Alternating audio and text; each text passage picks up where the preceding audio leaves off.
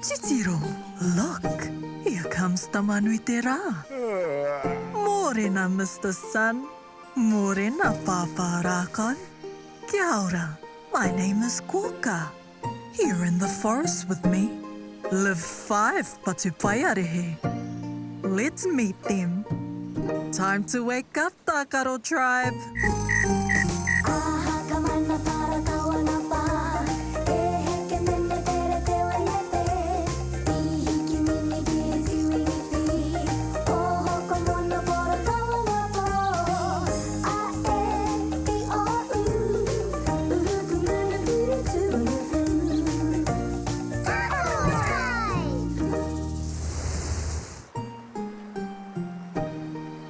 Kia ora, Tākaro Tribe. What are you making there? We are making a dry bird bath for all our bird friends. We thought we could make a dust bird bath with fine padu dirt, so our bird friends can Heoi, clean their feathers. What a great job you are all doing. How many more buckets of sand do you have to put in the bird bath? Tahi, Rua, Toru, Wha, Rima, no buckets of one sand. That's wonderful, eh? Let's sing a waiata. Ngahere o te waka e tia, e ranga.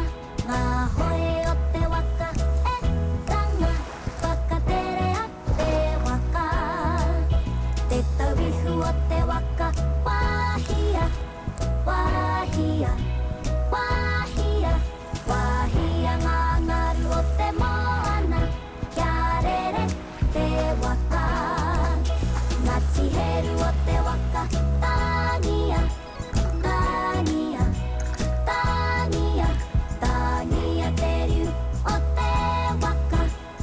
Kei tau pōkina, te kaiungi o te waka, koropetia, koropetia, koropetia, koropetia te waka, kia tika, kia tau ai ki ruta. Ngahere o te waka, ngahere o te waka,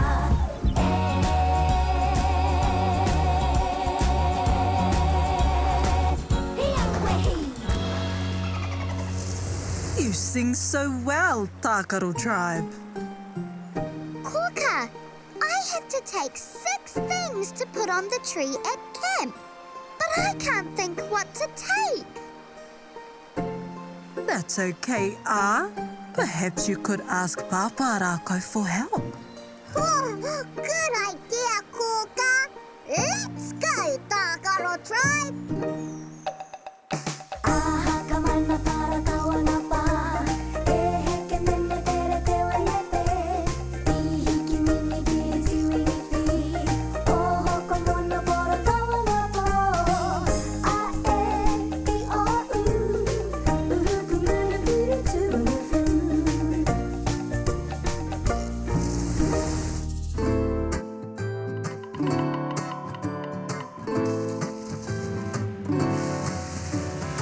Amariki mā, noho mai ki aku kakiaka, whakarongo mai ki ngā kōrero o te ao marama. Aue. Tākaro Tribe, you've arrived. Kia ora, Pāpā Rākau. Pāpā Rākau, I'm meant to take 6 things to put on the tree at camp. But we've been so busy making a dust bath, I don't have anything to take. Your friends were listening when you told Kōkā your problem. Look, tahi, 1, rua, 2, toru, 3, wha, 4, rima, 5, ono, 6. 6 of your Ruru friends. They can go with you to day camp. Pāpā Rūru, thank you for bringing 6 of your whānau to summer camp with us to sit on our special tree. After you built us that awesome dust bath, we thought we should help you. But now it's time to go to camp. Small problem, Pāpā Rākau. How do we get there? Who will take you? Yay!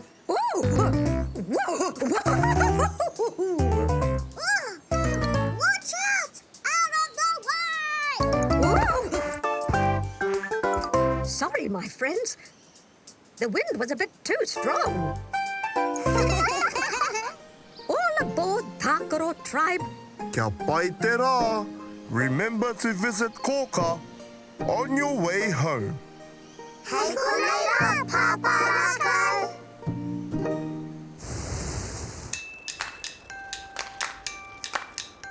Look down, Tākaro Tribe. Can you see your day camp? Whoa, we can! And there's the landing strip! Let's circle around, then land.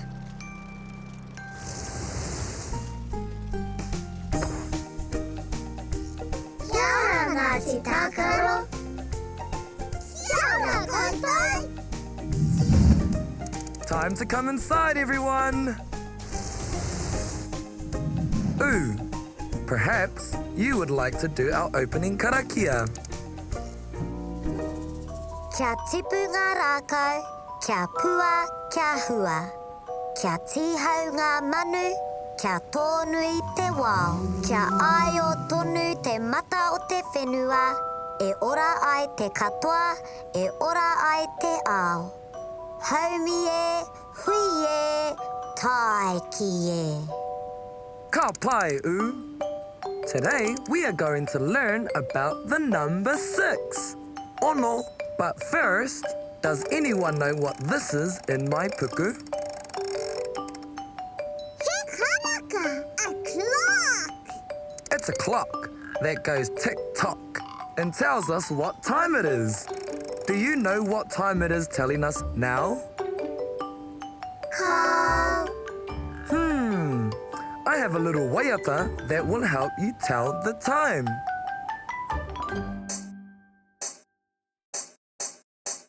E rua ngā ringa o te matawa. Autahi te ringa poto me te ringa roa. E te aha te wā, ka mariki mā. Ko te wā pānui, matawa. Kua kotahi karaka, kua rua karaka. Kua toru karaka, kua whā karaka. Kua rima karaka, kua ono karaka. Kia koke tonu ki te pānui matawa.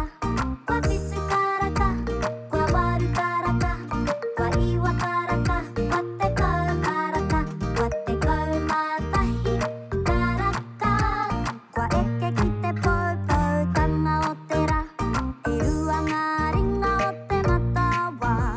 Kotahi te ringa poto me te ringa roa. E te aha te wā, ka mariki mā. Ko te wā korikori. Yay! Team Kōwhai, do you know what the time is now? Ono kanaka, 6 o'clock! That's right, it's 6 o'clock. I chose that time because we are learning all about the number 6, ono, today. Yay! Group Kōwhai, I hear you've brought 6 special friends with you to sit on the tree today. I, Matua Tikiti Tokiti, Pāpā Ruru and his whānau came with us today to sit on the tree. Kotahi, 1, rua, 2, toru, 3, 4, Rima, 5, ono, 6. 6 Ruru. Would you like to sing our waiata about the number 6? Ana, hoia. Tahi, rua, toru, whā, rima, e ono ngā ruru. Noho runga rākau, kia rere atu te tahi, ruru kotahi. Wa tahi, rua, toru,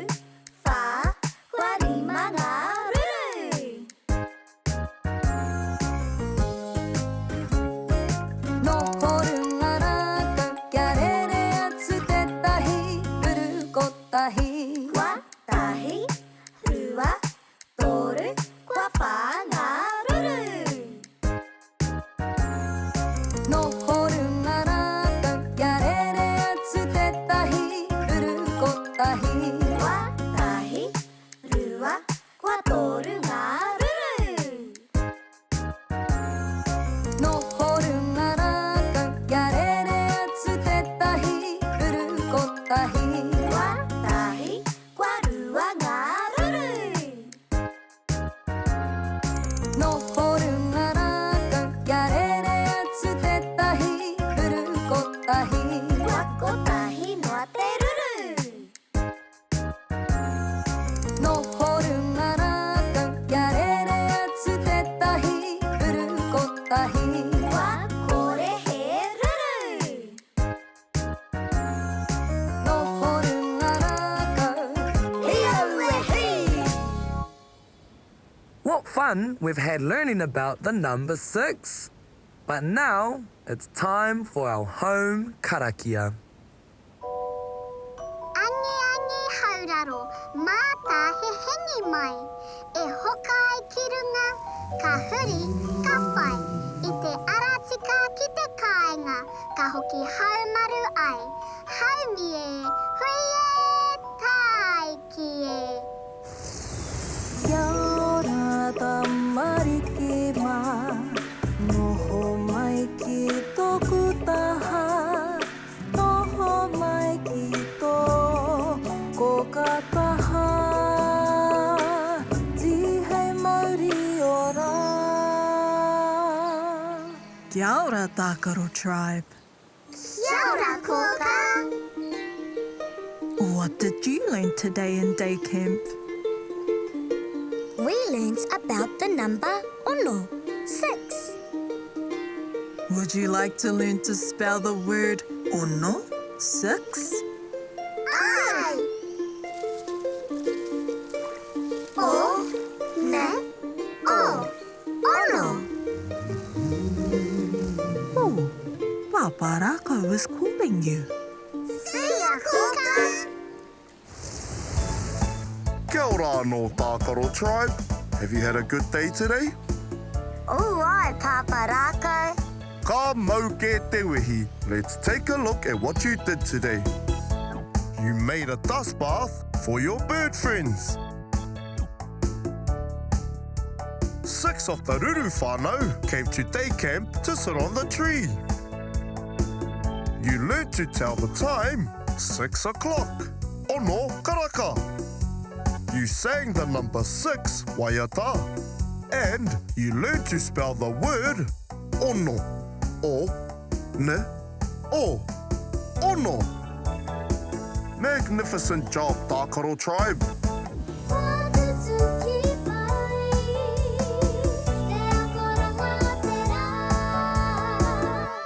What a fun day, Tākaro Tribe. Time to say goodnight. Po Māori e. Good night, Tākaro Tribe. O roia tō mata, parai he hia o niho, kuhuna o kakamoe po Māori e kuhu ki te moinga, takoto iho ki raro.